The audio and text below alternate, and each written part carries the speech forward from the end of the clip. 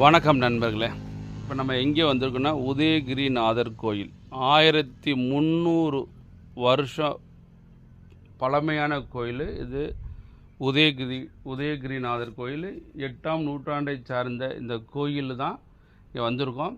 இது ஒரு சின்ன குன்று இருக்குது. இந்த குன்று பக்கத்தில் ஒரு சிவன் கோயில் அமைச்சிருக்காங்க. இந்த சிவன் கோயில் எப்படி வச்சுருக்காங்க அப்படின்னு சொன்னால், உள்ளே குடைஞ்சு இந்த கல்லுலேயே அந்த சிவனை அமைச்சிருக்காங்க.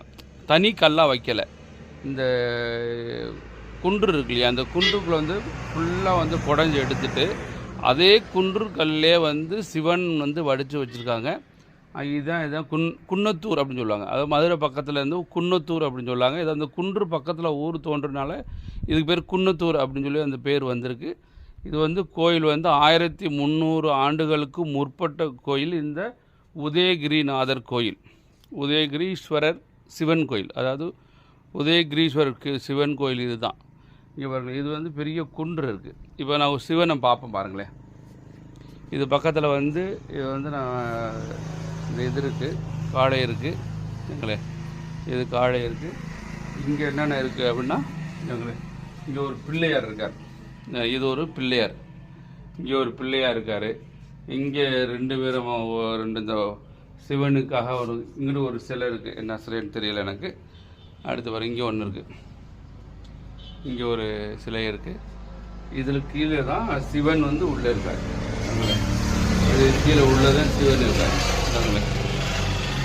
சிவன் சிவன் பார்க்குறீங்களா? ஃபுல்லாக உள்ள சிவன் இருக்கார். அதையும் பார்த்துக்கிட்டு இருக்கான்.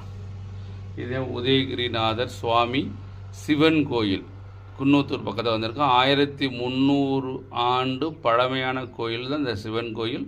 அந்த சிவன் கோயிலுக்குள்ளே தான் வந்திருக்கோம். அந்த கோயில் அப்படியே உள்ள பாருங்கள்.